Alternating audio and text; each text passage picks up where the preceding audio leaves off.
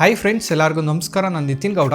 ಇವತ್ತಿನ ವಿಡಿಯೋದಲ್ಲಿ ಲೇಟೆಸ್ಟಾಗಿ ರಿಲೀಸ್ ಆಗಿರೋ iOS 18ನ ನಿಮ್ಮ ಐಫೋನ್ or ಐಪ್ಯಾಡಲ್ಲಿ ಯಾವ ರೀತಿ ಇನ್ಸ್ಟಾಲ್ ಮಾಡೋದಂತ ತಿಳಿಸ್ಕೊಡ್ತಾ ಇದ್ದೀನಿ. iOS 18 ಬಗ್ಗೆ ನಿಮ್ಗೆ ಆಲ್ರೆಡಿ ಗೊತ್ತಿರುತ್ತೆ, ಅದ್ರ ಫೀಚರ್ಸ್ ಎಲ್ಲ ನೋಡಿರ್ತೀರಾ ಅನ್ಕೊಂತೀನಿ. ಆ್ಯಂಡ್ iOS 18ನ ಇನ್ನೂ ಪಬ್ಲಿಕ್ಕಾಗಿ ರಿಲೀಸ್ ಮಾಡಿಲ್ಲ. ಆದ್ರೂ ನಿಮ್ಮ ಐಫೋನ್ or ಐಪ್ಯಾಡಲ್ಲಿ ಪಬ್ಲಿಕ್ಕಾಗಿ ರಿಲೀಸ್ ಮಾಡಿಲ್ಲ ಅಂದರೂ ಯಾವ ರೀತಿ ಇನ್ಸ್ಟಾಲ್ ಮಾಡೋದಂತ ತಿಳಿಸ್ಕೊಡ್ತಾ ಇದ್ದೀನಿ, ಬನ್ನಿ ನೋಡೋಣ. ಈಗ ನಾನು iOS 18ನ ಇನ್ಸ್ಟಾಲ್ ಮಾಡೋಕ್ಕೆ ನಾನು ಐಫೋನ್ 11ನ ತೊಗೊಂಡಿದ್ದೀನಿ. ನೀವು ಐಫೋನ್ 11 10X ಇಂದ ಹಿಡಿದು ಲೇಟೆಸ್ಟ್ ಐಫೋನ್ವರೆಗೂ iOS 18ನ ಇನ್ಸ್ಟಾಲ್ ಮಾಡ್ಬೋದು. ಈಗ ಇನ್ಸ್ಟಾಲ್ ಮಾಡೋಕ್ಕೆ ಇದರಲ್ಲಿ ಆಲ್ರೆಡಿ iOS 17 ರನ್ ಆಗ್ತಾ ಇದೆ.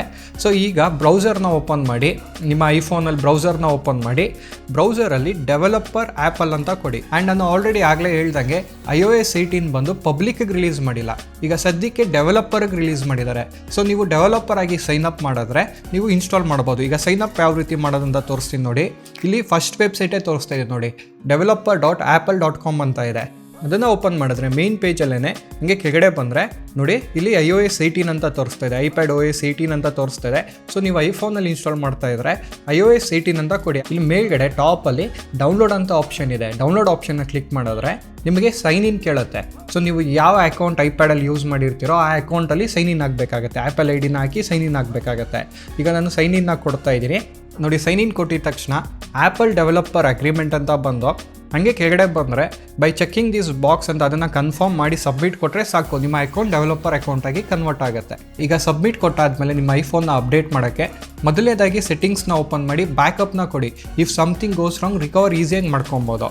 ಬ್ಯಾಕಪ್ನ ಕೊಟ್ಟಾದಮೇಲೆ ನೋಡಿ, ನೆಕ್ಸ್ಟ್ ಸೆಟ್ಟಿಂಗ್ಸ್ ಬಂದು ಐಫೋನ್ ಸೆಟ್ಟಿಂಗ್ಸಲ್ಲಿ ಜನರಲಾಗಿ ಬಂದು ಜನರಲಲ್ಲಿ ಇಲ್ಲಿ ಸಾಫ್ಟ್ವೇರ್ ಅಪ್ಡೇಟ್ ಅಂತ ಇದೆ ನೋಡಿ. ಸಾಫ್ಟ್ವೇರ್ ಅಪ್ಡೇಟಿಗೆ ಬಂದರೆ ನೀವು ಡೆವಲಪರ್ ಆಗಿ ಸೈನ್ ಅಪ್ ಮಾಡಿರೋದ್ರಿಂದ ಇಲ್ಲಿ ಬೀಟಾ ಅಪ್ಡೇಟ್ಸ್ ಅಂತ ಬರ್ತಾ ಇದೆ.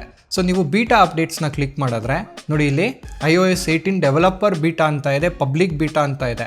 ಸೊ ಈಗ iOS 18 ಡೆವಲಪರ್ ಬೀಟಾ ಅಂತ ಕೊಟ್ಟರೆ ನೋಡಿ, ಇಲ್ಲಿ ಡೆವಲಪರ್ ಬೀಟಾ ಸೆಲೆಕ್ಟ್ ಆಯಿತು. ಹಂಗೆ ಬ್ಯಾಕ್ ಬಂದರೆ ನೋಡಿ, ಇಲ್ಲೇ ಅಪ್ಡೇಟ್ ತೋರಿಸ್ತಾ ಇದೆ, iOS 18 ಬೀಟಾ ಅಂತ ಅಪ್ಡೇಟ್ ಬರ್ತಾ ಇದೆ.